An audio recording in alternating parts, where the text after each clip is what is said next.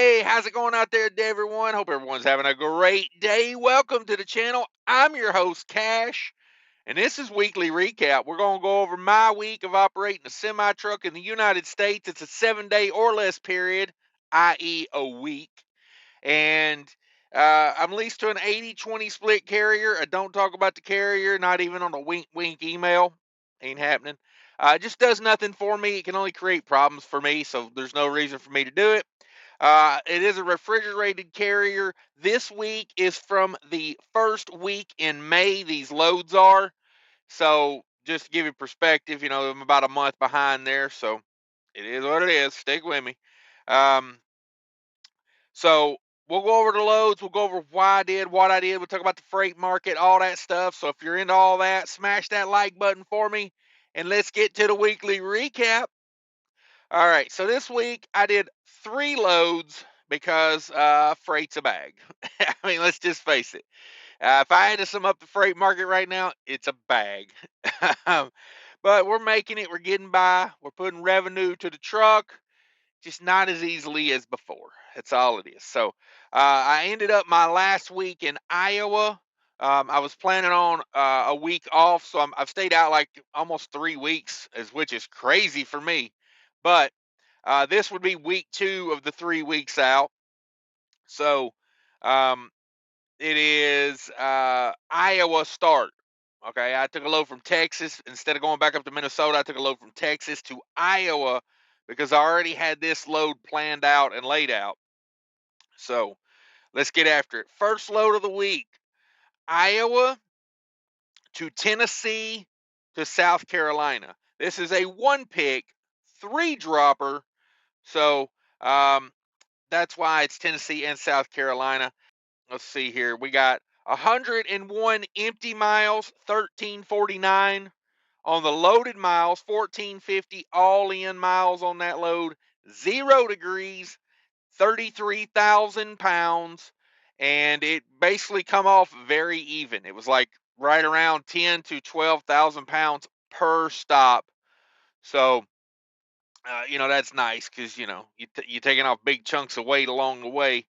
And that was $4,300 that load paid. So good load to start the week. That's why I went to Iowa instead of going back home. I had this load, and I was like, well, that's a pretty doggone good load. So we'll run that. And then we end up down there in the South Carolina, and them Carolinas they just don't do it for me anymore. It's rough down that way. So I ran over to Georgia to pick up a load I do all the time out of the place I do. This ain't a load I do all the time, but I pick up here a lot. So this was Georgia to Missouri, a 1-and-1, 181 miles to go pick up a load that's paying $2 a mile. The freight market is horrible when you're deadheading 20% to go get $2 a mile freight. I mean, we're in a way right now. I don't know what to do with it. 181 on the empty miles, 782 on the loaded miles, 963 miles in on that one, almost 1,000 miles. Keep that in mind for a few minutes in the future. 25-degree load, 40,000 pounds. And that paid $1,500. So there you go, almost 1,000 miles all in on the load that pays $1,500. We're moving big business for free right now. Big business is getting truckers are on the clearance rack right now. We're just getting had for nothing. I mean nothing. So then that put me over there in Missouri. I needed a load back to Minnesota at that point because I had a load up there I needed to pick up. So we found a Nebraska to Minnesota, again, deadheading. It's another 1-and-1, 273 empty miles. 273 empty. Yeah. 406 loaded miles, 679 all-in miles, and that load paid $1,350. So at least I was deadheading to a load that paid more than $3 a mile. It's like I can eat some deadhead as long as we're making some money. But when we're deadheading damn near 200 miles for 200, $2 a mile freight, man, them's rough numbers. Them are rough numbers right there. So it is what it is. That was the week.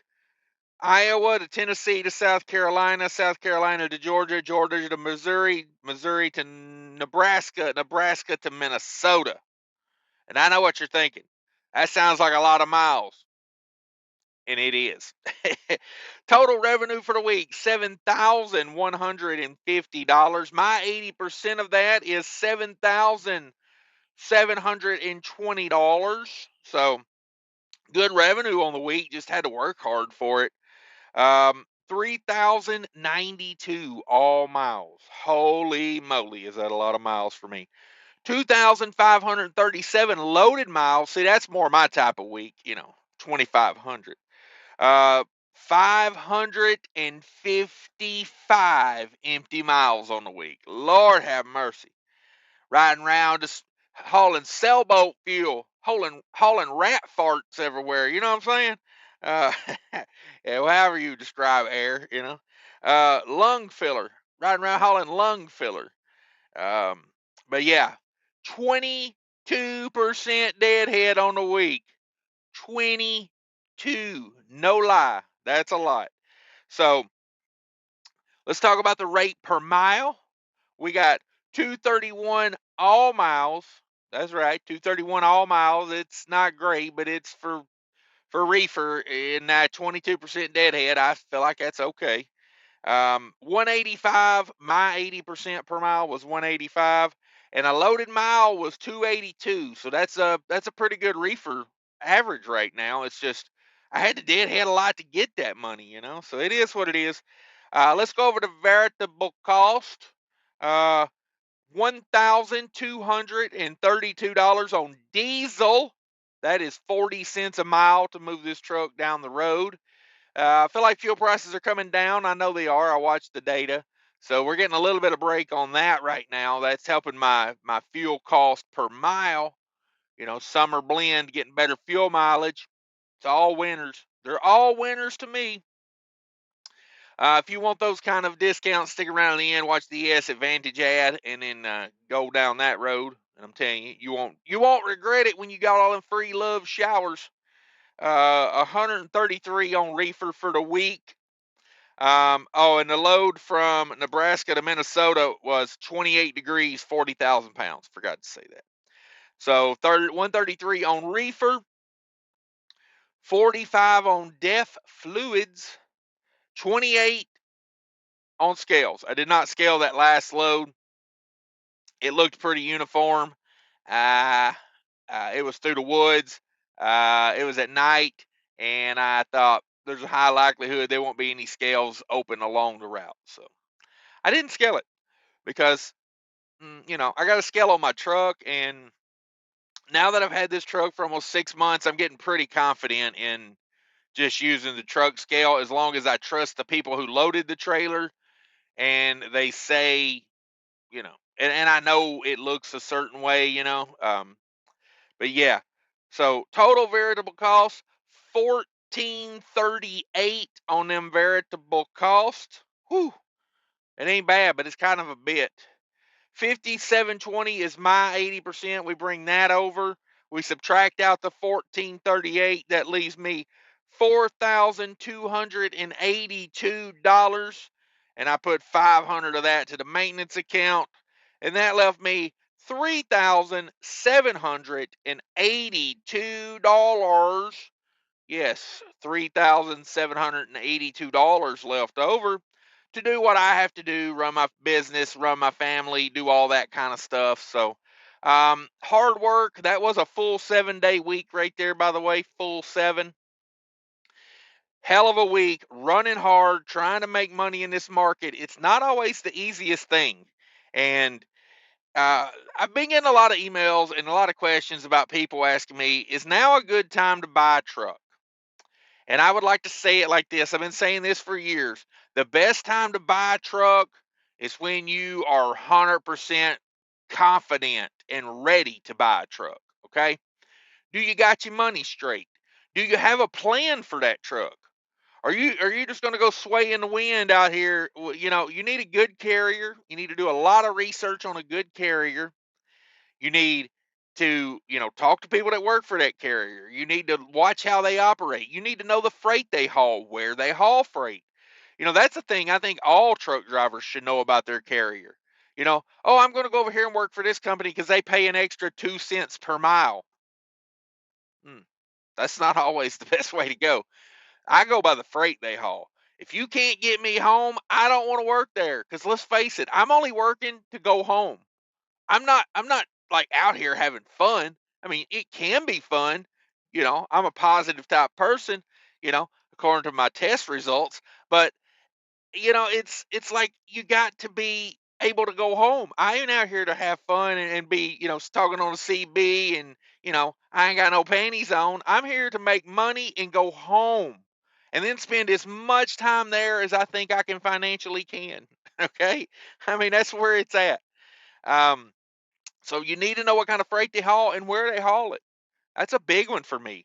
If they're like, "Oh, we got the contract at the dog food plant," we live load out of there, and you just you live 400 miles away, so we'll have to find you something to get you home, and it's like, ooh, I don't know about all that. Not a big fan of dog food factories, and not a big fan of 400 miles away, and then y'all scrambling to find me something home on my day off. You know, I'm like, I need off on Tuesday. And then we wait till Tuesday to set up the plan.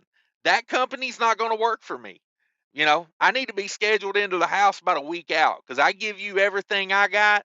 And by God, I want everything you got. It's just the way it is. And that leads me to my next point. You guys that work at big mega carriers and think you gonna buy a truck and come out here and everything's gonna be the same.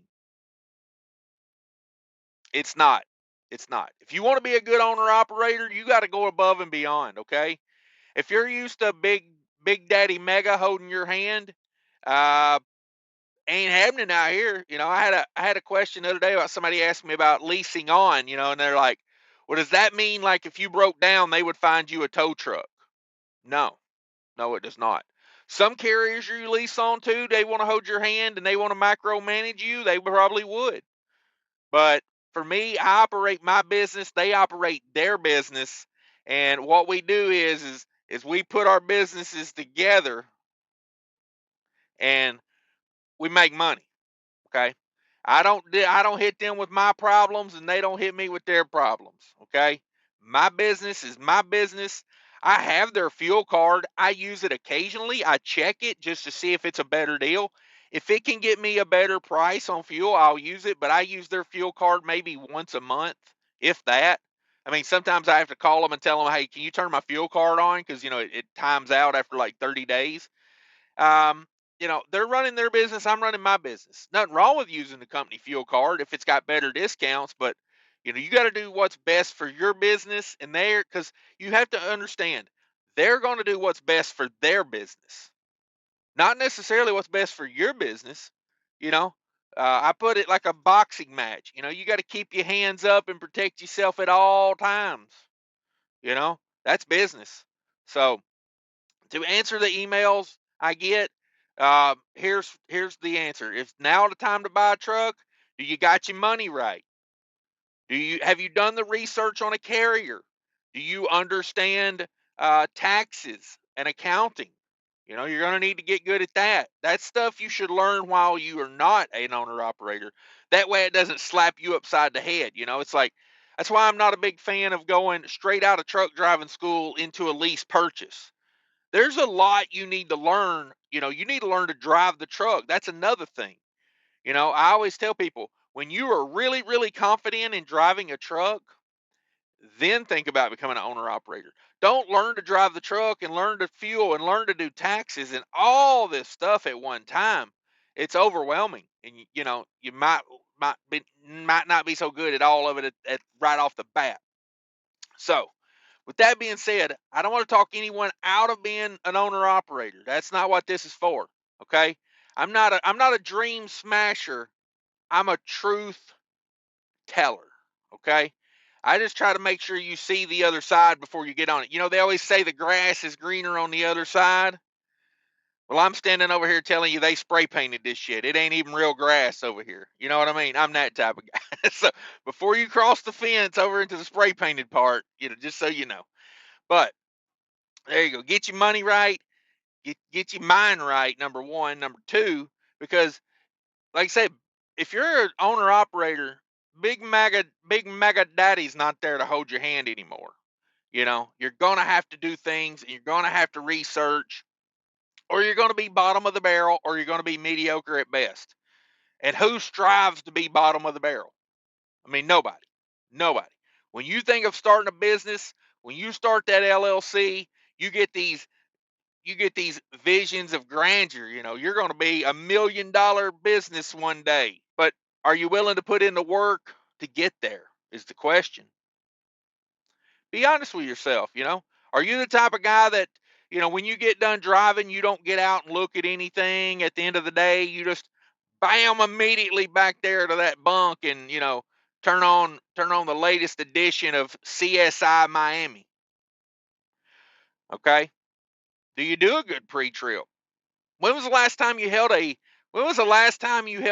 tire gauge in your hand? Okay? If you can't remember the last time you checked a tire pressure, don't become an owner operator. Just stay with Big Daddy Mega, because you're making more money over there than you would be out here running your business like you run their business. Okay? And them's the hard cold facts from Stepdaddy Cash. I'm out of here, guys. Thanks everybody for watching. Appreciate you. Smash the like button. Subscribe. Come join me for a live show. You know how I do it.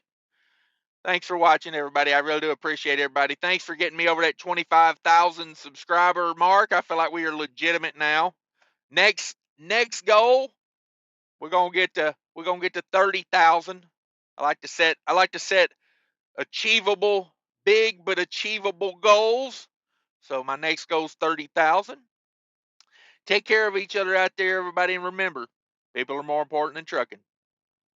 Hi, I want to talk to you real quick about the ES Advantage card. Do you need discounts at major truck stop chains? They got them.